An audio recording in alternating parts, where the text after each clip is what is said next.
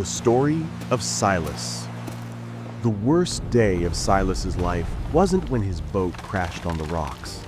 It wasn't the long, lonely winters when storms would scream outside for weeks.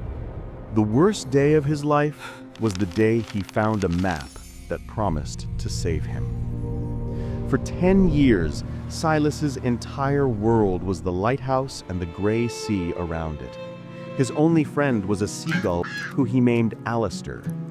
He would tell the seagull about his day, polishing the big light, winding the old clock, just to break the crushing silence. One day, a terrible storm hit the island. When it was over, the beach was covered in things the sea had thrown up. Among all the junk, he found a small, dark wooden chest that was sealed to keep water out. Inside, lying on soft velvet, was a rolled-up map. It wasn't made of paper. It felt soft and cool like smooth leather. The map showed the very lighthouse he was in. When his thumb touched a spot on the map, it began to glow. For just a second, his mind filled with a warm memory, the smell of baking bread, and the sound of a woman laughing.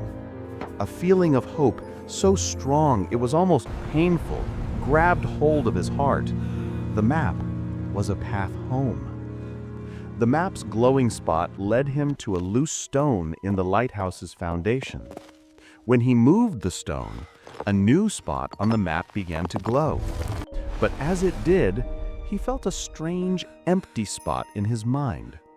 The memory of his mother's kitchen on a Sunday morning had been completely erased, leaving a sad feeling behind. He understood the map's terrible price. It was a key, but every time he used it, it cost him a memory. To find the next spot on the staircase, he lost the memory of his father teaching him to sail. He still knew how to sail, but the happy memory of learning was gone. To find the path after that, he lost the memory of his first kiss. To unlock the next, he gave up the memory of the day he met his wife. With every step he took towards being saved, he was losing the person he was. Finally, only one glowing spot was left on the map. It was at the very top of the lighthouse, inside the giant glass lens. As another storm raged outside, Silas climbed to the top. The map opened in his hands, and a swirling doorway of golden light appeared in the air. Home. He could feel it. But the map wanted one last payment. His most important memory. He had to give up the memory of his daughter's face on the day she was born, and the feeling of her tiny hand wrapped around his finger. He stopped.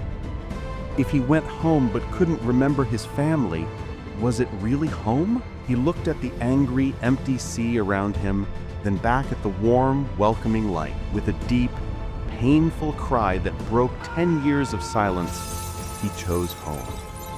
He let the memory go. He walked through the doorway and fell onto soft grass. The air smelled sweet. A house stood nearby, its windows glowing.